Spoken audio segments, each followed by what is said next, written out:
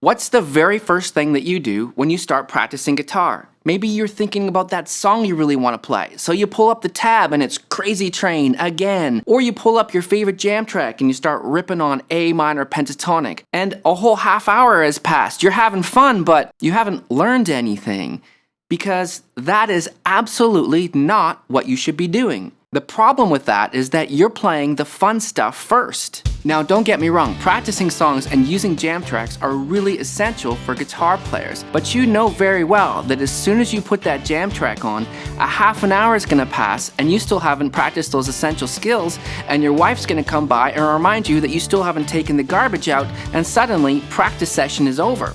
You haven't got to all those essential skills like practicing your scales, practicing your arpeggios, chord shapes, triads, thirds, sixes, all these really essential skills that we need to get good at to become good guitar players.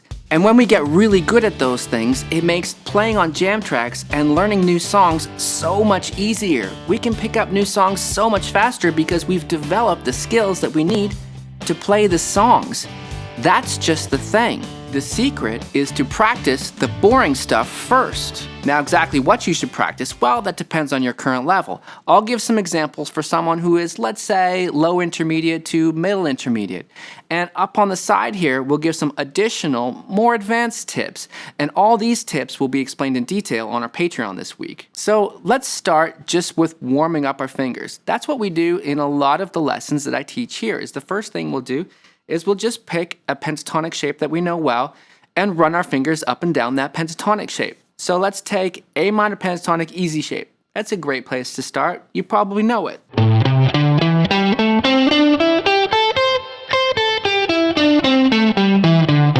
The point is to just get your fingers moving. Review a pentatonic shape that you might already know or might be working on, right? Let's try a different pentatonic shape. Let's try shape 5. That's the one just below easy shape.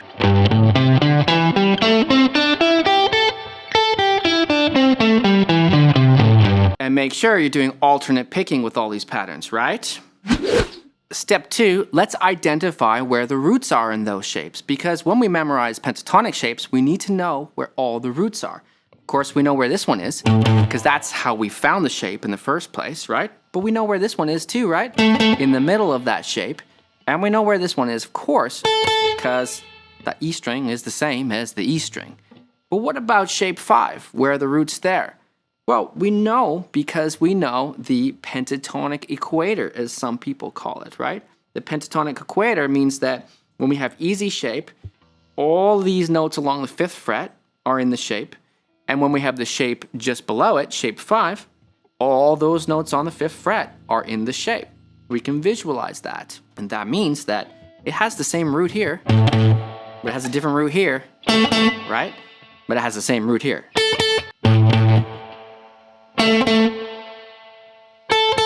Now let's identify other significant notes that we should memorize in these shapes. For example, the blue note. Where's the blue note in your easy pentatonic shape? There's one right here. We can walk through it from the root below.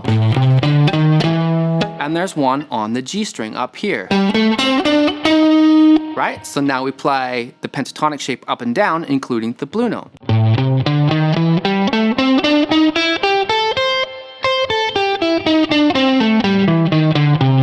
And where's the blue note in shape 5? Well, one of the blue notes is the same blue note that we have in easy shape. It's here. That's a little difficult to reach sometimes with this shape, but you know what? It's there. We can get it. So if we start at the bottom of that shape, we can use pinky to get there, right? Now we do have a big stretch up here. That's okay. But here's my favorite blue note of all blue notes. It's right here on the B string. It's great because it's all in a row. It's so easy and quick to spin through that. Love that one. So let's go up and down shape 5 with the blue note.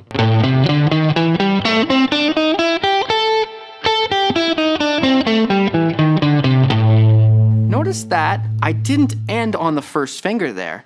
I ended on the root. That's another important thing. We want to build the sound of the roots in these pentatonic shapes, even when we're playing shapes that don't physically start on the root, right? We visualize the shape as having this note on the 3rd fret here, the scale doesn't actually start on that note. It starts on A, right? And we want to train our ears to recognize that sound as it resolves down to that A. Now, if you know those shapes really well, just do other shapes that you're working on. Or if you know all the shapes really well, go through all the shapes, identify the roots, identify the blue notes. Let me know what your current practice method is. Do you go straight to the songs and the jam tracks, or do you work on some skills first? Comment below. The next thing that I would do is I would just use a pattern on a pentatonic shape. So what I mean by a pattern is just a way of practicing the scales so that we're not moving scale-wise.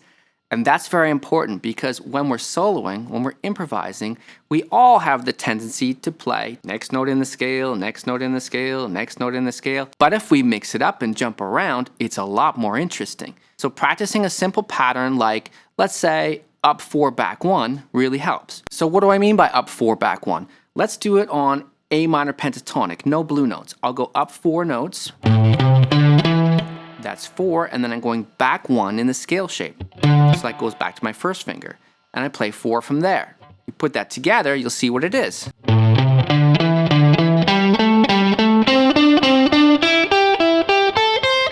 Let's try it on shape 5. In this case, we will start from the first finger because that just works good for this pattern. So I'm gonna go up 4, 1, 2, 3, 4, and back 1. 1, 2, 3, 4, back 1. 1, 2, 3, 4, back 1, etc.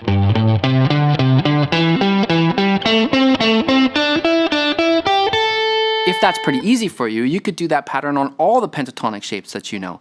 Or you could do a more complicated pattern like up 4, back 2.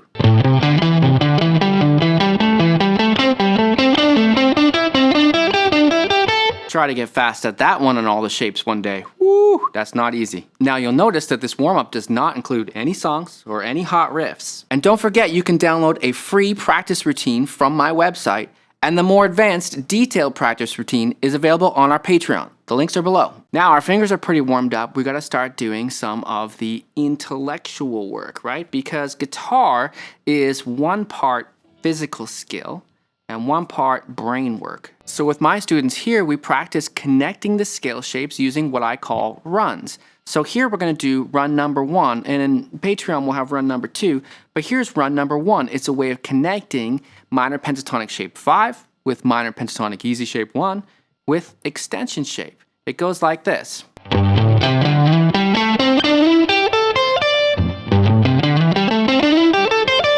You can see how important these runs are because pentatonic shapes don't exist on their own. They're all connected, and we want to be able to move or run through any pentatonic shape. So all we have to do is practice these common ways to slide or shift into the next shape. There's only really a few ways to do it that are commonly done, so we could just memorize those. At this point, I would work on chords with students, and more specifically, we would examine how the chord shapes fit over top of the pentatonic shapes. Let's look at shape 1, easy shape. What chord fits over top of that? If it's A minor pentatonic, it's the A minor bar chord.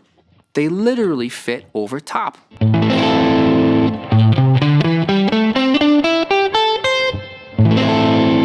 So what we do to memorize that is we just play the chord, we visualize the scale shape. Now, what chord would be the 4 chord in the key of A minor? It would be D minor. We can just count A, B, C, D. Works out in this key, right? Let's find the nearest D minor chord. D minor bar chord would be right here. Also because we remember that whenever we have a 1 chord on the low E string, the root of the 1 chord is there, and therefore the root of the 4 chord is just 1 string up right there. But when we form a chord on the A string, the bar chord shape is different, right? It's this shape. And what is the pentatonic shape that fits over top of that chord shape? Well, it's shape 4, funny B string shape, right? Let's have a look at it. If I put my first finger on D on the A string, 5th fret, and play minor pentatonic from there, it's not easy shape, right? Because I'm starting a string up. It's what I call funny B string shape. And again, when you visualize the scale shape and the chord shape, you'll see how they fit over top. And what else fits over top? Arpeggios. They come right from the chord shapes, which come right from the scale shapes.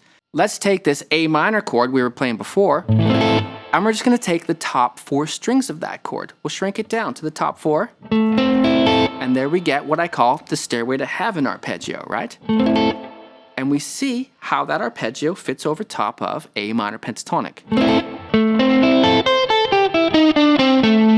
Now let's do that D minor chord and its arpeggio. Remember, the chord shape is this. We could play the top 4 strings of that, or maybe we just play the top 3 strings of that because it's comfortable and easy and still sounds good. So the top 3 strings would just be this diagonal line. That's easy.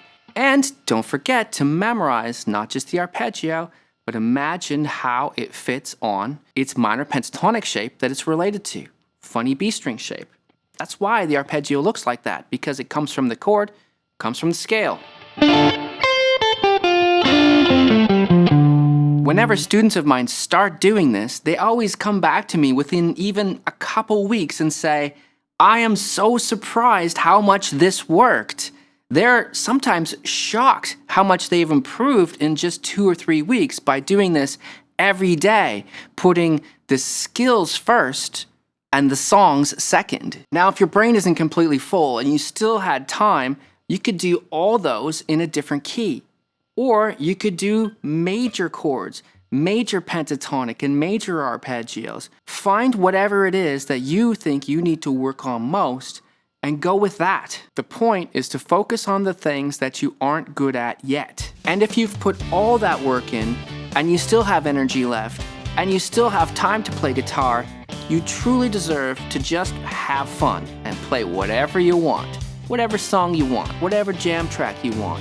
Just enjoy playing guitar because that's also the point, right? If you're looking for more tips on how to become a better guitar player today, I'm gonna put a video on the screen right here for you. And we've got our book called Guitar Soloing Like a Pro from Amazon. And of course, you can get that free practice routine from my website. My name is Blue Morris, and I teach guitar lessons here in Vancouver, Canada. I'll see you in the next one.